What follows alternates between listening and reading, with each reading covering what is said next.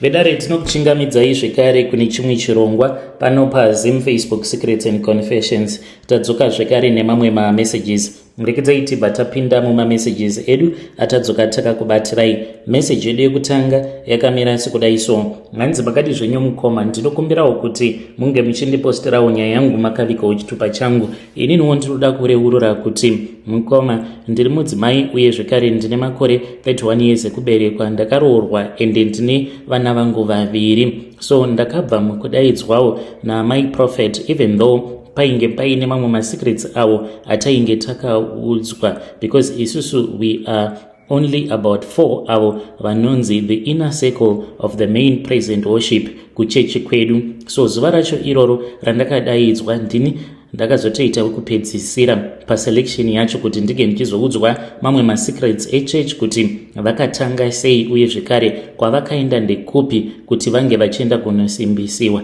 Ipapo that was when I realized kuti saka vamwe vanhu paya kana kuri kunzi tinenge tiri kumachurches avo tinenge tichitonamata ivo uye zvekare nekutonamata nekutopembedza midzimu yavo, in which ivo vanobva vazonyanyisa kuropafadzwa zviya zvekuti muchechi unenge uchingoona kuti ivo pastor kana kuti prophet ndo vega vanenge vachingowedzera kuita mari, vamwe vose musina kana mari yamunenge muchiita. So vakati vachitaura neni, that is when I understood kuti alright, ndo nyaya iri kuitika panapa. Isusu tiri kutora mari dzedu tichidziendesa kwavari, saka zvekweduwo zvinobva zvazochitsamwa manje kuti ko iwewe hausi kuona kuti uri kupusiswa here, kuti uri kupa umwe munhu mushure mekunge wamupa mari iye ava kuenda kwava kuenda kunopembedza yakewo midzimu, apa iwo uchiudzwa kuti zvekwenyu zvinenge zviine madhimoni mukati. So mukomanashi ipapo pavakandidaidza, I could not even believe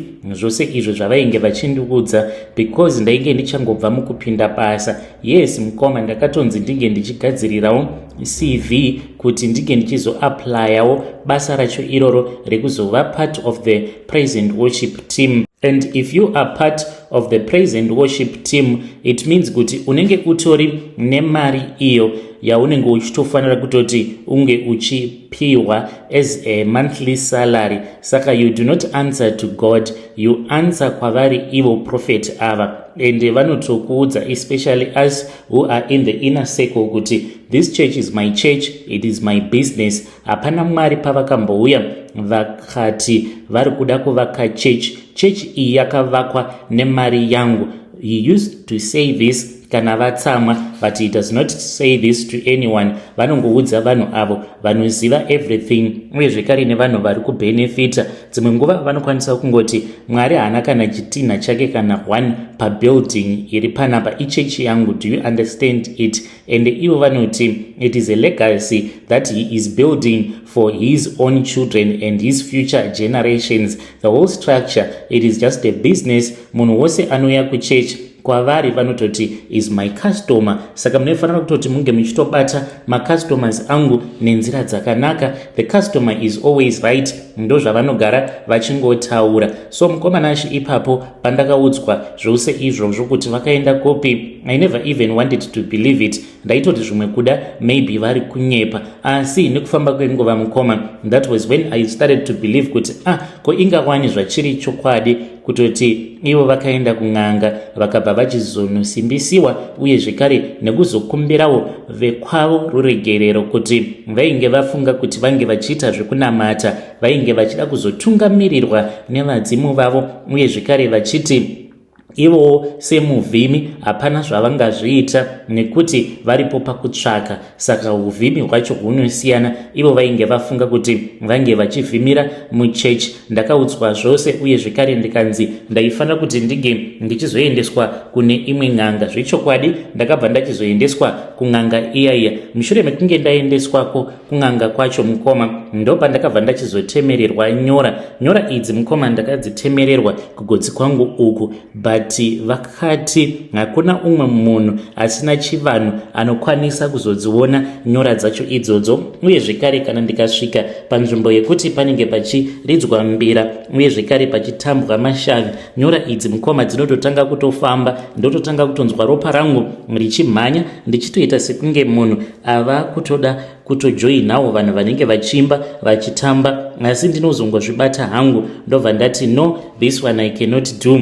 Zviri nani kuti ndinge ndichisiyana nazvo, because ndinenge ndava kutya kuti vanhu vanozoshamisika kuti ko munhu uyu iye zvaanotoimba kuchechi ende zvaari pedyo naprofeti, ko ngoma dzemashavi dzaava kutamba chiko chiri kuitika kwaari. Ndakabva ndachizopiwa bhengo iri ndakanzi ndinofanira kuti ndige ndichizoya naro kuchechi, handiri pfeki kana kuita sei, including vamwe avo vari part of the inner team of the praise and worship vanoziva kuti kana takamira pamberi pechechi tichiimba tinenge tichiita sei. Saka mabangles edu awa anenge angorimo mumahandbag edu, hatimapfeke kana kuita sei. Iwo ndiwo anozotipa simba, uye zvekare nekuti kana tichiimba paya vanhu vange vachizobatwawo nemweya vachichema vachibudawo madhimoni, but simba racho rinobva maari mabangles awa. So mukomana ndakabvuma nekuti ndakaudzwa kuti ndainge ndichazowedzerwawo mari, asi nyaya iripo ndeyekuti tine dzimwe mhiko idzo dzatinoitiswa, dzimwe dzacho mukoma dzinondirwadza. Seni ndakabva ndazoita munyama apa ndine murume vakabva vazotanga kundichiva, ende vamwe vasikana vose avo vavanorara navo kana mudzimai wavo anenge achitozviziva kuti izvi ndo zviri kuitwa nemurume wake, ende handizivi kuti ivo havana simba here pamusoro pavo kana kuti simba vanaro. I really do not know, but mukomanashe inini hangu zvose izvo zviri kuitika kuchechi ndanga ndava kusazvifarira. I just wanted to walk away, but mukomanashi vakatonditi you cannot walk away because of what you know. Murume wangu haana kana zvaanombosiva mukoma. Mari ndinopiwa, dzimwe mari dzatakazotoshandisa kuvhura mabusinesses, imari dzakatobva muhomwe mavo profeti ava. And the funny part about it, hakutomborina nditombosuspecta kuti this is what has been going on. Kana mukaposta nyaya yangu ndisiviseiwo, ndichange ndichizotevererawo ndiri mucomment section. Hey, vedare ndo message iyo yandakatumidzirwa ichibva kuna vanzvadzi vedu. Ngatizamei kuti tinge tichitaura navo vanzvadzi vedu ava mucomment section. Strange things indeed they do happen in this world. Zvakangooma hazvo veduwe. Hanzi ndiri part of the praise and worship, but praise and worship iyi hanzi ine malayers. Isusu tiri part of the inner layers ye praise and worship. Let us try to speak with her in the comment section. Zvakangooma hazvo veduwe. Rekedzaiti vatenda panyedu inotevera. Nyedu inotevera yakamira sekudai so. Hanzi makadi zvenyu mukoma, ndinokumbirawo kuti munge muchindiposterawo nyaya yangu makaviga chitupa changu. Inini mukoma nashiwo ndiri mudzimai, uye zvekare ndinoda kureurura kuti ndakapawo dzimwe nhamba dzeumwe mukadzi uyo wandainge ndasangana naye paFacebook. Mukadzi uyu ndainge ndisingazvizivi kuti akaromba, so ndakangotanga kutaura naye ndokubva azoti ainge achida mafone numbers angu ekuWhatsApp. This was after atega rimwe post randainge ndakaisa mune rimwe group ndichiti ndiri kutsvakawo basa rehomemade. So I then gave him mafone numbers angu epaWhatsApp ndokubva tachizotanga kutaura paWhatsApp, asi dzimwe nyaya dzaainge achitaura dzainge dzisinganzwisisiki. Ndakabva ndachizoenda kumba kwake ndokubva ndachizonoita peace job, but mukoma ndakatoshayawo kutoti ainge ibori peace job yei chaizvo nekuti ainge atori namaid. Takazotongoswera zvedu tava kutoita nyaya achiti ndinoda kuti unge uchindikwenura musoro wangu. Mukoma ndaiti ndichimukwenura musoro wake kudaro aipota achindibata ruoko rwangu zviyazvo zvekuti ndaizototi ko muri kuitei. Ndakazoti ndapedza paya akabva achizondipa mari iyo yaakandipa mukoma yainge iri 420 rands. Ndokubva achizoti kana uchida imwe mari ndoda kuti unge uchizonditsvakira murume wekuZimbabwe. Ndokubva atanga kuseka kati varume vekuZimbabwe ndinozviziva kuti vanochengeta.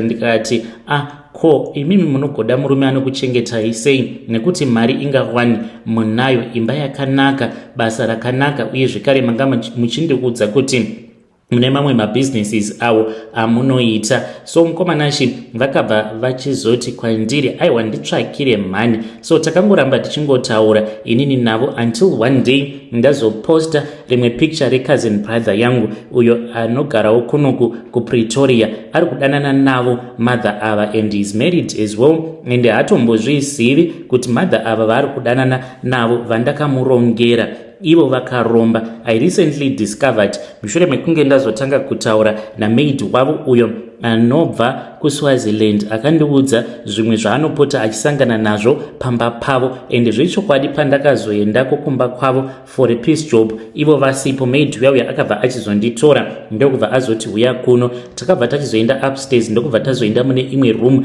akavhura mukomanashi achingonovhura chete ndikabva ndatoona kuti muroom maya mainge muine nyoka iyo yainge irimo. Ndakavhunduka ndikati ko nyoka iyi ndiani? Akabva anditi inyoka yamadam boss vako.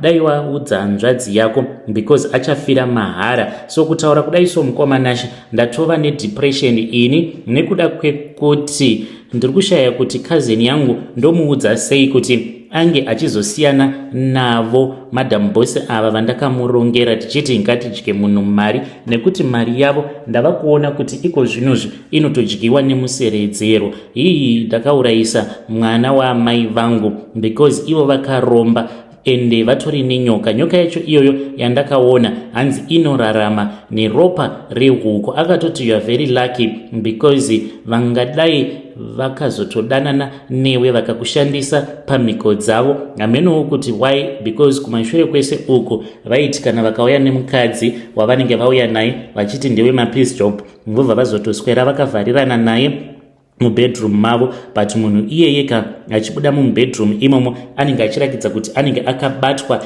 nekutya uye zvekare achiita sekunge asiri kutomboziva kuti kwaari ndekupi. So ndauyawo pano ndichidawo kungotsvakawo help neadvice kubva kumhuri yeZimbabwe. Kana mukaposta nyaya yangu ndizivise ndichange ndichizotevererawo ndiri mucomment section. Ndoitawo sei nai mhuri yeZimbabwe? Ndoudza here cousin brother yangu kuti izviwo ndozvandakanzwa pamusoro pavo amai ava. It was not my intention kuti zvinge zvichizoitika, but ndozvakatoitikawo. When you post my story, please tell me. I'll be following through in the comment section. Vedare ndo message iyo yandakatumidzirwa ichibva kuna vanzvadzi vedu avo. Ngatizamei kuti tinge tichitaura navo vanzvadzi vedu ava mucomment section. Strange things indeed they do happen in this world. Rekedzai tibva taenda panyedu inotevera. Nyedu inotevera yakamira sekudai so. Hanzi makadi zvenyu mukoma ndinokumbirawo kuti munge muchindiposterawo nyaya yangu nakavigawo chitupa changu. Ndakabirawo umwe musikana, ndati musikana uyu aitotaura chishona. This was after ndabva kuPretoria ndichienda kuBela-Bela, saka takakwira kombi imwe chete. Iye ainge akagara pasiti rainge riri kumberi kwangu, saka zvaingoita zvaindibhowa. Mukomanashi takazoti tava kuda kuburuka muBela-Bela, then ndokubva achizokanganwa bhegi rake ndokutongoburuka akabva atanga kutofamba achitoenda. Bhegi iri ndakabva ndachizoritora mukoma ndokubva ndaburukawo ndikabva ndatochinja direction, and handizivi kuti vakazosara vonditsvaka here kana kuti kwete. Ndakati ndati fambei ndokubva ndavhura bhegi riya ndikabva ndaona kuti mainge muine 1100 rands uye zvekare mainge muine foni iyo yainge irimo. Foni iyi mukoma handina kana kumbotora nguva ndikabva ndatoitengesa ndisingadi kuti ndike ndichizogara ndiinayo, saka ndakazotosvika kuslip over kwangu nditori nemari yaitosvika kuma 2 point something. And mukomana uyo wandainge ndashanyira wandakangosanganawo naye paWhatsApp haana kutozviziva kuti ndainge ndiine mari yakawanda kudaro. Musi weSunday ndichisimuka zvangu ndichibva kuBela-Bela ndichidzoka kuno kwandinogara kuJoburg. So nyaya iripo ndeyekuti ndava nemazuva ndakangotanga ndichinzwa kutsva zvekuti ndainzwa kutsva zvekuti kana skini yangu yose yaita kudavirira hiti yacho. Ndikati ko chiko chiri kuitika kwandiri? Ndakangoti ameno maybe zvichaita right. So zuva randakazoenda kuclinic mukoma handizivi kuti ndakazokanganisa here kana kuti nekuenda kuclinic, because ndakangoti ndabayiwa injection ndo pandakabva ndachizototanga kuona umwe murume ainge ava kuuya kwandiri, murume uyu achiti ndikuda mari yangu, ndikuda foni yangu. Saka ipapo ndakangoti zvimwe kuda maybe injection randainge ndabayiwa maybe rainge riine madrugs mukati, ndokubva ndangoti maybe ndichaita right. After that mukoma ndipo apo pandakabva ndachizomuona zvekare murume uyu after a couple of days ndatorecover apo pandainge ndiri kubasa, ndokubva ndamuona ndikaridza mhere zvekuti kana bosi vangu vakabuda vakabva vati what is wrong, ndikabva ndati pane imwe kitsi yangojamba kitsi iyi saka yavhundukawo payandiona tangoita zvokungosangana, saka nyanga yava kuda kundipara, ndokubva ndaridza mhere. Ndakatya kuti ivo vange vachiziva kuti ndainge ndaona umwe munhu. So mukomana chindonyaya iripo, ndikudawo kuti vedare vange vachindibatsira. Ndine umwewo uyo akambondibatsira, iye akati kutoenda kwawakaita kuclinic ndokwakatokukanganisa ikoko, nekuti zvinhu zvakadai hautombofaniri kuti unge uchizoenda kumadoctors kunobetserwa nekuti unenge watozvikanganisa. Waifanira kuti paukangoona kuti ndo zvava kuitika wobva watotsvaka n'anga inokubatsira. Saka iye mari yaari kuda handina. Mukomana musikana uyu wandakabira, chandinongoziva chete ndechekuti iye mushona, zvakawanda handitombozivi. Ndinokumbirawo kuti munge muchindibatsirawo mhuri yeZimbabwe. Please ndapota, when you post my story, please tell me. I'll be following through in the comment section. Vedare ndo message iyo yandakatumidzirwa ichibva kuna vanzvadzi vedu avo. Ngatizamei kuti tinge tichitaura navo vanzvadzi vedu ava mucomment section. Strange things indeed they do happen in this world. Pakaipa.